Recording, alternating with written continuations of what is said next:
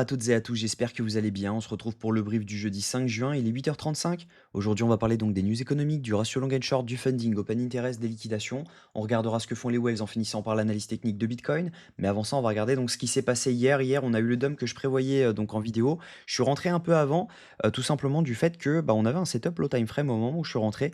Et bon, ça n'a pas payé.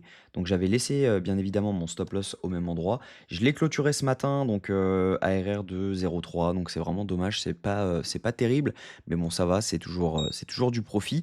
En tout cas, voilà, quand on regarde en M3, ce qu'il y avait, pourquoi je suis rentré, un peu plus tôt, en fait, on avait eu ce setup-là au moment où on avait fait notre prise de liquidité sous cette mèche-ci. Donc au moment où on a fait cette prise de liquidité, on voit qu'on avait validé un changement de tendance, donc juste ici, derrière on valide un FVG donc tout le long ici et donc moi je suis rentré, juste en dessous.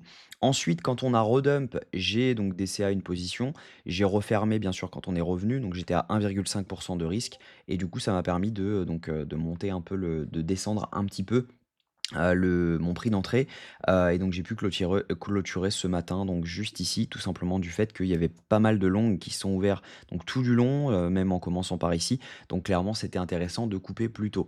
Donc maintenant, on va voir si jamais il est possible d'avoir quelque chose d'intéressant, un trade à prendre, dans, la journée.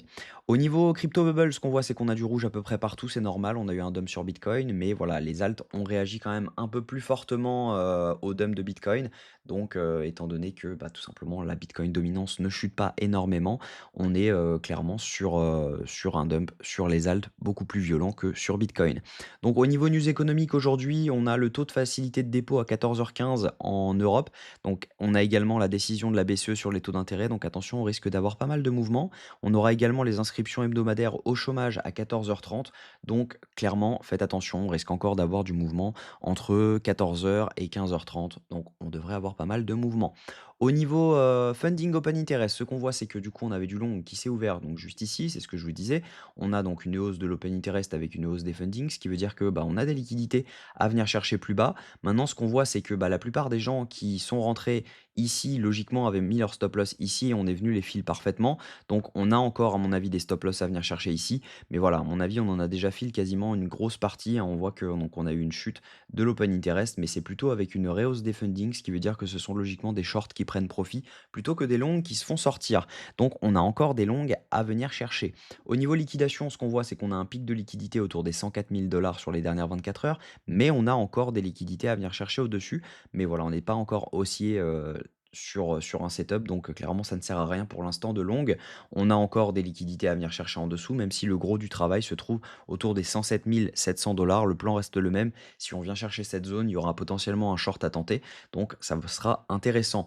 Au niveau de ce que font les whales ne font absolument rien actuellement. Les micro whales, elles, vendent ce mouvement, tandis que les retails, eux, l'achètent, mais on n'est pas non plus sur des achats massifs et des ventes massives. Donc on pourrait potentiellement être dans un range dans lequel on revient mèche sous cette zone et derrière on pourrait potentiellement repartir. Mais voilà, pour l'instant, rien de certain. Je pense qu'il faut vraiment attendre un setup low time frame.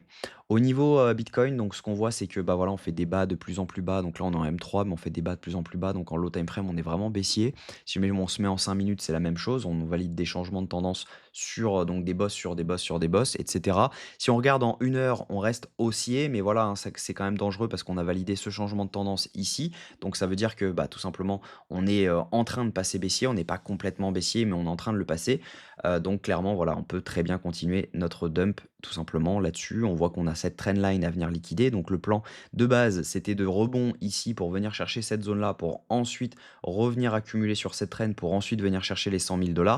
Je pense que voilà, à mon avis, le top, il était ici et on va potentiellement venir maintenant pouvoir dump tranquillement. Mais voilà, faites attention quand même. Si jamais il y avait un setup qui se réalise, je pense que j'ouvrirai un long. Mais pour l'instant, il n'y a rien du tout de certain.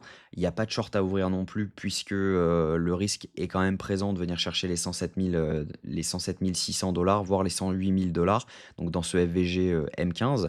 Donc potentiellement, actuellement, il est préférable de rester spectateur du marché, tout simplement du fait qu'il n'y a aucun trade à prendre, il n'y a aucun setup vraiment clean, les datas se mélangent, donc clairement, voilà, aujourd'hui, moi je reste dans un biais où on viendra chercher les 100 000 $ ici. Maintenant, s'il y a un setup dans cette zone Actuellement, si on voit quelque chose comme ceci, ça pourrait être intéressant de longue, mais tant qu'on ne voit pas quelque chose comme ça sera pas intéressant. Je pense pas qu'il y a un long one shot à tenter dans cette zone, étant donné que beaucoup de personnes ont le même plan. Donc on pourrait très bien venir chercher cet OB H4 dans les 96 000 dollars, et ça ne m'étonnerait pas forcément, et ça n'empêcherait en rien de continuer notre tendance haussière en weekly.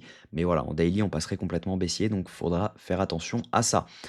Donc voilà, ouais, c'est à peu près tout pour aujourd'hui. Je pense pas qu'il y ait forcément des plans. Si jamais, il y avait des scalps à tenter, je les collerai directement sur la school, donc n'hésitez pas à nous rejoindre si vous ne voulez rien manquer de cela. En tout cas, je vous souhaite une très bonne journée. On se retrouve demain à la même heure. Prenez soin de vous.